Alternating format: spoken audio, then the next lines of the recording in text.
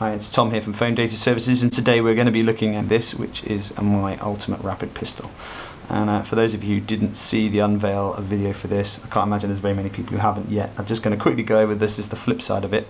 Here we have the 180 motor cover, and this is all custom 3D print here. This is the new front block, which is allowed to support the barrel lug here, and this is the box for the batteries outside, and it's integrated into the shell. And then this top cover comes off, you just unscrew it, and that puts your pack inside, and it gives you a real nice hardened enclosure for your LiPo pack.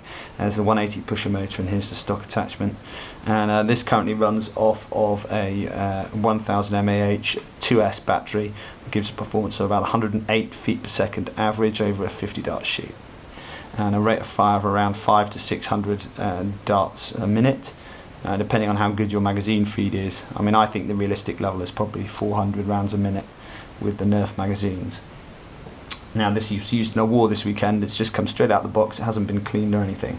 So I'm going to flip it over and pull the screws out, and we can get on with looking at these. Okay, so here we are looking at the flip side of the ultimate rapid pistol, and just want to point out this little fella here, which is where there's a screw hole, and in the front of the Picatinny rail, and the screw is just over here. So there's the main screw that just goes into here and secures it to this front block, and this allows you to gently prise the clamshell halves apart, and you can open up like normal. Now, there's the internals, so I'll run through those for people, and there's a couple of unique features. Got some grass in there from the war this weekend, which is always a good sign. Now, I'm going to quickly lift the jam door out so that we can see a bit more easily what we've got, and I'll just describe what's here. So we've got standard BSUK Mark III switch kit, and this one is screwed in place. There's no glue in this now. You don't have to bond it down if you don't want to, and this has done a lot of hours now. This rapid pistol's done probably 15, at least 15 war hours, and you can see if I just pop the main trigger out, because it's going to fall out. So I've just a little bit of tweaking in here and there just to sort out my trigger feel, because I'm very picky about how my trigger is. I like it a certain way. Rev trigger, obviously this is all standard mag release, and then this is the standard pusher mechanism in here, and you can see I've got my usual high grade wiring in here. This isn't Teflon mil spec, but this is all silicon insulated 18 AWG. I probably could have got 16 AWG in there if I'd gone with the Teflon. Now up here there's a couple of non-standard features. Up here we've got the voltmeter, and you can see this voltmeter is wired in over here, hidden inside the hot glue. Yeah, I do still use hot glue for some things. There's a reed switch in here, and this reed switch is there in order to give me a reading on the voltmeter. And what I've got on here is some neo magnets attached to the tray door. Now, if I'd been doing this differently, I would have left the tray micro switch in here.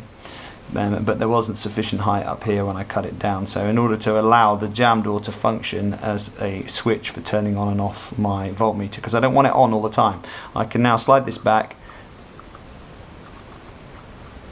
and the magnet just goes to the reed switch there, activates the reed switch and turns on the display, and then when I slide it forwards it stays. And there's a little piece of steel in here.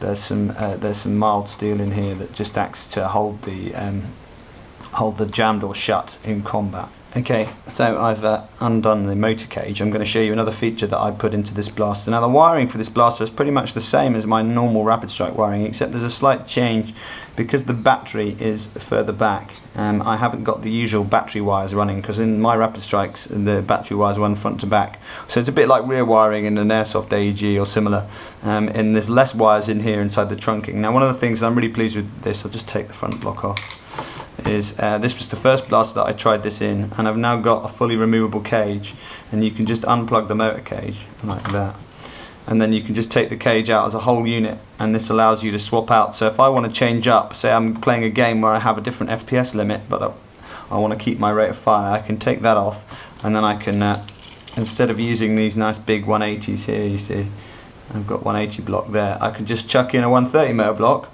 out of my box, and then put my new motor block in, and it just fits straight over the top like that, and the wiring runs down the side and then just plugs in here onto a nice big fat Dean's connector. Now to fit the Dean's connector you have to hollow out this area here a bit. I probably could have done it neater, but I did it after I'd done all the other shell mods because it was something I decided on later. And this is something that I now incorporate as standard. You just Dremel this area out so all of this stuff is gone and there's a ton of room in there for a connector, and all of that's dead space in a modded Rapid Strike because you've taken that lock out. So there you go, you've got room for your Deans, and you just plug your Deans in. You can't short circuit a Deans because it's designed to go the right way around, as long as you've got it wired the right way to begin with. And then you can just put your Deans in there, and it just fits like that over the top of the motor block, and there's ample space in there for that to go in. So that's a real nice little feature that I'm pleased with. Now the other things that you can see here very clearly is, you can see this is the latest design over here of a pusher motor. And I'll just lift that up. This is the pusher control microswitch.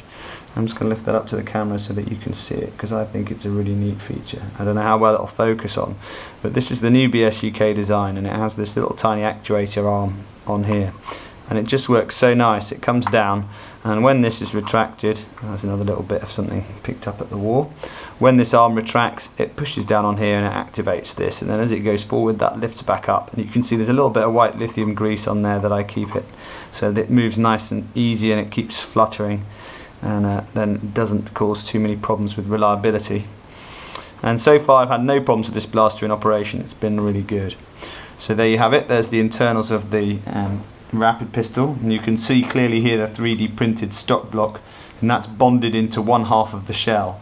And then this is the 3D printed front block, which you probably couldn't get a very good look at on the video.